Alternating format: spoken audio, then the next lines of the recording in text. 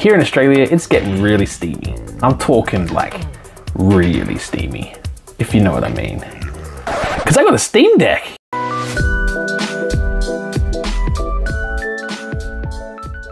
It's getting steamy here down under. Steamy thanks to Valve, and that's because the Steam Deck is coming to Australia on the 19th of November. Aussies will be able to get their hands on the following: the 256GB LCD model for 649 AUD, the 512GB OLED model for 899 AUD, and the 1TB OLED for 1049 AUD. Thanks to Valve, I've spent some time with the Steam Deck. I got the 1TB OLED model.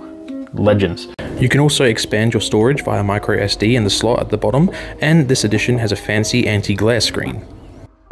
I've spent some time for this for the past week, and oh boy, this is a glorious console. But how does a console gamer like myself actually find the Steam Deck? Let's discuss. I've broken this review into different sections which I think are important to consider when buying a Steam Deck.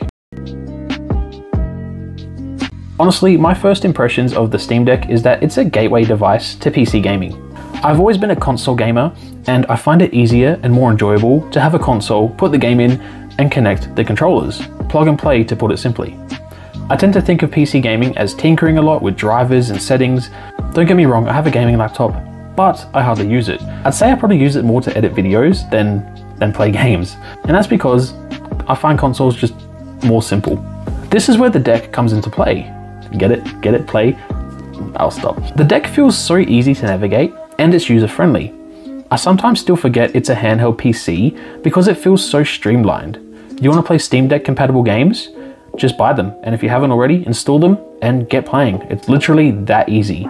Even some games, if they're not fully verified, they're still playable, and you can run them with no issues at all. Now, this is an operating system that runs on Linux, meaning you can most definitely have the freedom to customize settings, frame rates, the amount of energy it uses, FSR, so many things. Like usually being a console gamer, I'd feel overwhelmed by this, but instead of feeling overwhelmed, I found it fun. This surprised me a lot because if this was on my gaming laptop, I'd pretty much have just checked out and given up because it's just too overwhelming.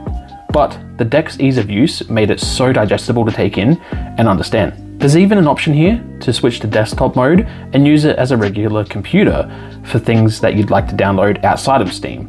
People who want to emulate or download other programs know what I mean. I'm not going to get into that. And it's just wild. This is a versatile unit and I adore it. This is a big unit. I thought I knew that it was a big console before getting my hands on one, and I was totally wrong. Comparing this to my regular Switch and my Switch Lite, this thing is like Godzilla looking down on them. Thankfully though, it's comfortable and easy to use the controls. Over the past week, I've never had any hand cramps while using the deck, nor have I felt like I've had to stretch my fingers and hands to reach triggers or the trackpads.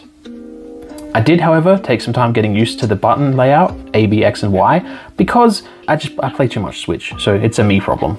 With the Steam Deck being big, you'd think it may be a little heavy, and that's a valid concern considering this will be in your hands like 99% of the time. So the Steam Deck OLED model weighs 640 grams, which is lighter than the original LCD deck at 669 grams due to the LCD screen. Thankfully though, it's not too bad. It's obviously got some distinguishable weight to it, which you'll notice, especially if you're like me coming from, you know, having the Switch as a main console. It's nothing that bad. Workmanship here is also fantastic. The plastics and the buttons feel nice and clicky, as well as responsive, and the beautiful OLED screen is vibrant and just absolutely pops with color. It feels like you're paying for a premium device and you're getting your money's worth. The deck's performance is nothing to scoff at. This is a mighty beast for handheld gaming. Inside the beast, we have a 50-watt battery, an AMD APU CPU with processor CPU speed, Zen 2, between 2.4 to 3.5 gigahertz, up to 448 GFLOPS, and 16 GB of LPDDR5 RAM. The deck provides a smooth picture quality and gameplay with a 90Hz refresh rate, a resolution of 1280 by 800 RGB, and a screen size of 7.4 inches, as well as having HDR. Now, bear with me, this is a lot of nerdy talk and like numbers and stuff. I know, like I'm not a professional, it still confuses me somewhat, but just know the simple fact that this all means it can provide a gaming experience that we've wanted for years. Performance-wise when playing games, it's been amazing. I've had Rocket League running at 90 frames with occasional dips down to 75 frames. I've had Phasmophobia playing at 60 frames in some parts with dips to 45. And I've had Half-Life 2 playing 90 frames steadily. There's also tweakings of the settings you can play with here. There's things like limiting the frame rate that just make it run more consistently and smoother. It's really cool stuff. I really wanted to test out Spider-Man Miles Morales, goated game by the way, and oh my, it was an amazing experience. First, it was running from 30 to 45 frames. I tweaked the settings of the VSync and frame limiter and the graphics in the actual game and got a fluctuating 70 plus frames. I then decided to tweak some more and ended up with a consistent 60 frames, with some dips here and there, but overall it was really good. Graphics wise, this has some beautiful games. However, don't go into this expecting PS5 levels of quality. It is a handheld after all. When compared to my Switch, because that's the only other recent handheld that I own, it is clear that the deck provides a sharper, more vibrant image and smoother frame rates, which is obvious because this is a handheld PC. Also, just a note in terms of performance, Dan Morris, who's another creator here on CouchSoup, he actually looked at the ROG Ally compared to the Steam Deck in terms of performance and wrote an article on it. The link is in the description below. So if you want a better look at the performance comparison between those two consoles, I would heavily suggest reading his article. And he basically says that between them, performance is similar, but ultimately the ROG Ally tops the deck in the end because of the better screen and just it's more powerful. Which is fair because I've heard it is a pretty powerful console. As I get older, I find myself having less time to play games in front of the TV. Life commitments build up, and when I do get free time, I find myself sleeping. Help me. The portability of this console is an absolute godsend.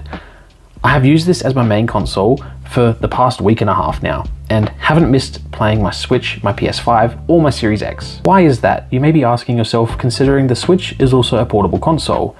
And well, because the deck provides a more balanced experience. Ease of use, quality of the games, more affordable games, great battery life, and smoother performance, especially for on-the-go, all make this my go-to console. This comes with a carry case and a smaller protective case inside. It took me way too long to figure out the smaller case inside comes out. It's quite embarrassing. Anyway, this is perfect for carrying in your bag and playing during bus rides, plane trips, visits to the park for some sunlight. Yes, we gamers too, like vitamin D. My only downside to this is it's really big, right? I find myself really only playing it in bed or around the house because I didn't really want to take it out with me.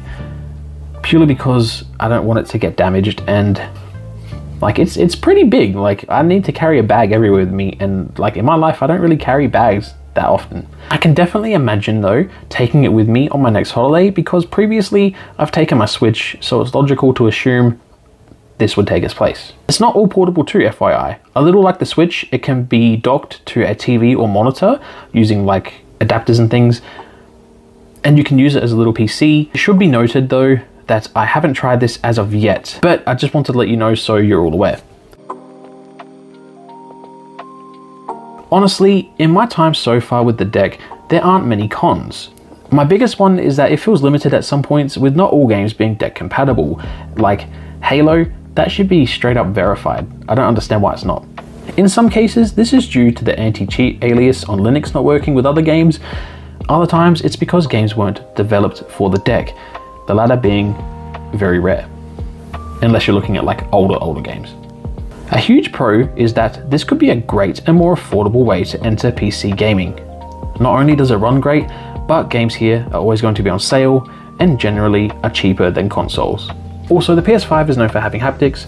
This has haptic feedbacks on the trackpads and also in the triggers, which is nice. It's a good feature. The deck provides a glorious experience with cheap games that go on sale so often, ease of use if you're new to PC gaming, it's comfortable even though it's big, giggity. The screen is gorgeous and the battery life, from what I've had experience with, has been not bad. It's actually been, you know, pretty serviceable. I've had maybe about 5 hours battery life, but you can also, you know, shorten the life or increase it by settings. It's really how you play. And when I've been playing and running games, the fan never got too loud or hot while running games. Temps seem to stay at normal levels. I don't think I can fault it here, really. The only other suggestion I can make is just the next generation of Steam Deck, maybe just making it more powerful. But other than that, this is a solid experience. Sure, the Steam Deck is not the most powerful console on the market when compared to others, but its ease of use makes this console friendly, which I love. And if you're like myself, who's mainly a console gamer, you're gonna love this deck. This is definitely for you. That pretty much just sums up my thoughts and impressions on the Steam Deck. Are you gonna get one here in Australia? Have you already got one in other parts of the world? What do you think of the Steam Deck? Let me know in the comments.